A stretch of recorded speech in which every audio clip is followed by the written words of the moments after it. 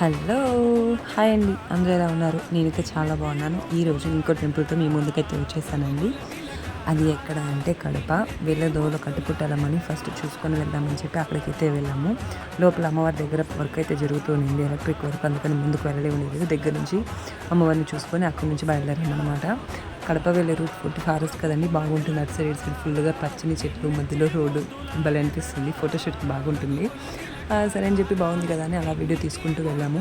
మీకు తెలుసా, ఫస్ట్ ఒక్క రోజులో ఇద్దరు భక్తులు వాళ్ళ భక్తికి నిదర్శనంగా ఒక గుడిని ఒక్క రోజులో కట్టి ఫినిష్ చేశారని.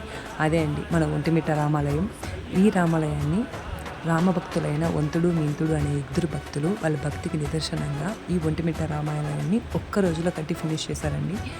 ఇక్కడ ఏకశిలా విగ్రహం, రాముడు లక్ష్మణుడు సీత ఏకశిలా విగ్రహంలో చెక్కబడి ఉంటారు.